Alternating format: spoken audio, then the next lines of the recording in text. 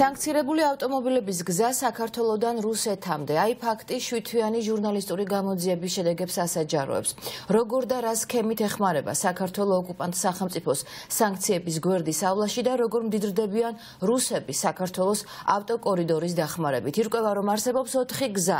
ლარსის სასაზღვრო გამშვები პუნქტი, ძვირადღირებული მსუბუქი ავტომანქანების ექსპორტი ხდება აზერბაიჯანის, სომხეთის და ყირგიზეთის გავლითაც. Აი ფაქტს აქვს ამ უკანონო სქემის დამადასტურებელი ვიდეო მასალაც. ნანი სისვაძე ჩაგვერთვება ამ თემით პირდაპირ ეთერში გისმენანი. Დიახეთი, როგორც ჩვენ მაყურებელს უყვებოდი, შვიდთვიანი გამოძიების შედეგად აი ფაქტმა დაადგინა, რომ საქართველოს ნამდვილად ეხმარება რუსეთის სანქციების გვერდისავლაში, კონკრეტულად ავტოიმპორტიორების ნაწილში.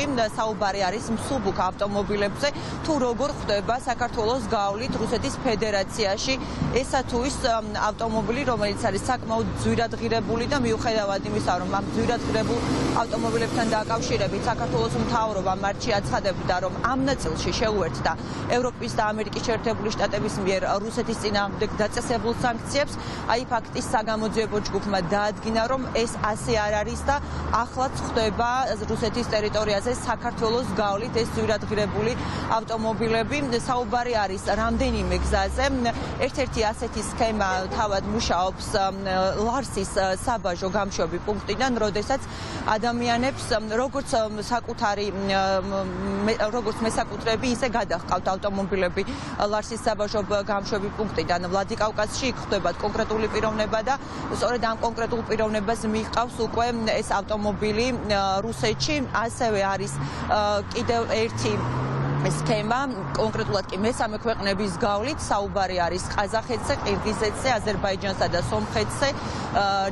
საქართველოსთან პირდაპირ ამ ქვეყნებში ჩადის ავტომობილები და ამის შემდგომ მიდის რუსეთში. ეს სქემა ძალიან კარგად აქვს შესწავლილი. აი ფაქტის საგამოძიებო ჯგუფის წევრებს აქვთ არაერთი მტკიცებულება, მათ შორის ისინი ელოდებოდნენ ამ ხნის განმავლობაში რეაგირებას სახელმწიფო უწყებებიდან, თუმცა არანაირი რეაგირება ამ ფაქტთან დაკავშირებით არც ერთ უწყებას არ მოუხდენია.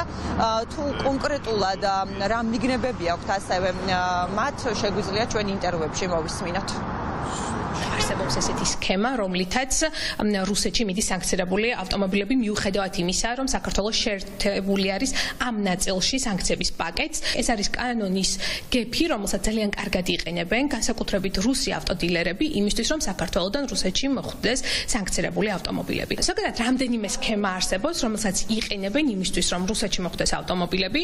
ერთ-ერთი ეს არის ავტომობილის საკუთარ თავზე გაფორმება და გადაყვანა, ან ეგრეთ წოდებული პერეგონში კი, ანუ მძღოლი, რომელსაც გადაყავს ავტომობილი, ის იფორმებს საკუთარ თავზე და მას გადაყავს ვლადიკავკაზში და შემდეგ ხდება ამ ავტომობილის გადაყიდვა ახალ მეპატრონეზე. მეორე სქემა არის, რომ ისევ მოდის ეს ავტომობილები ამერიკიდან და ევროპიდან, ჩამოდის საქართველოში, საქართველოდან ეს ავტომობილები მიდის მაგალითად ყირგიზულ კომპანია, ანუ ის წერს, ის იფორმებს საკუთარ თავზე, ის იფორმებს, რომ მას გაყავს ეს ავტომობილები, ის გაიყვანს ამ ავტომობილებს, მაგრამ ყირგიზეთის ნაცვლად ეს ავტომობილები მოხვდება რუსეთში. აი ეს 7 სილამაზე ერთ რიგში დგას. დამიჯერეთ, რომ ვერავინ ასეთ ფასად ახლოსაც ვერ მოვა. ეს მანქანები აბსოლუტურად ახალია და ყველა მათგანი ევროპულია. შემდეგ გადაფორმება და ევაკუატორზე განთავსება.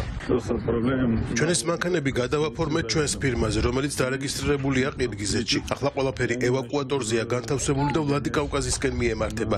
იქიდან კი გადავიყვანთ რუსეთში.